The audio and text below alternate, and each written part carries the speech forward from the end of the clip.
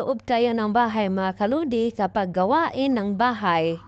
Nako, napaka-busy talaga tayong mga nanay. Paulit-ulit na lang po ang ating mga ginagawa. Naglalaba, nagsasampay. Pagkatapos mga kaludi, tinatanggal po natin yung sinampay. Tayo pa rin ang magtutupi. Sa totoo lang, hindi tayo maubusan ng gawaing bahay mga kalodi dahil nakaprogram na po talaga ang ating mga trabaho. Tingnan na ano ang kasunod nating gagawin, magluluto, maglinis, maghugas ng plato. Paulit-ulit na lang yan mga kalodi at siyempre naman pumasok ako sa kwarto at nagpalit po ako ng bedsheet mga kalodi dahil kailangan na talaga, dahil maalikabok na talaga. Maalikabok na talaga mga kalodi at hindi man natin maiwasan kasi ang chinelas po namin ay nakapasok sa mismo sa sala, hindi po sa kwarto. Enterte po ako nagpalit ang bedsheet mga kalodi, napakainit talaga sa loob dyan. Di ko naman nabuksan ang electric pan dahil nga nagmamadali din ako. Pagbuksan ko po ang electric pan, mas lalong mainit po ang buga ng hangin. Tagaktak na po talaga ang pawis ko dyan mga kalodi, kaya nagmamadali po ako dyan. Kailangan po sa atin talaga mga kalodi na gagalaw po tayo ay hindi lang laging nakahiga at nakaupo na maghapon para po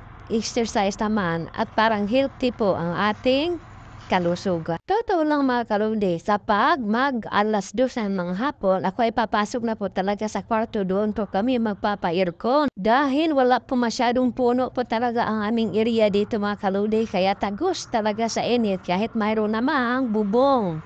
Napakainit talaga yan mga kalodi dahil alas 12 na yan mahigit ng tanghali mga kalodi. Kaya mabilis po ang galaw ko dyan dahil para matapos ng madali. Kailangan na po sa atin talaga mga kalodi uminom po tayo ng 2 liters a day ng tubig. Importante po yan sa atin at malaking tulong yan sa ating kalusugan.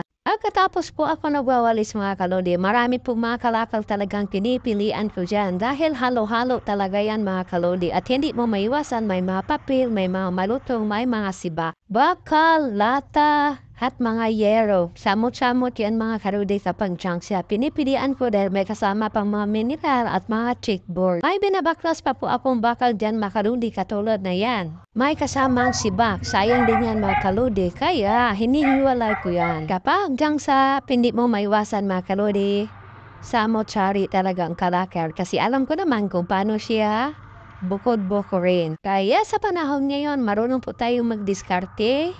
Kumikita tayo na iba-ibang klaseng racket mga kalodi para kahit papaano mayroon po tayong pera. Higit sa lahat mga kalodi, ipanalangin po natin ang ating mga video na may Lord na magkaroon ng maraming mga views para agad tayo magkasahod. Yun lang po, maraming salamat.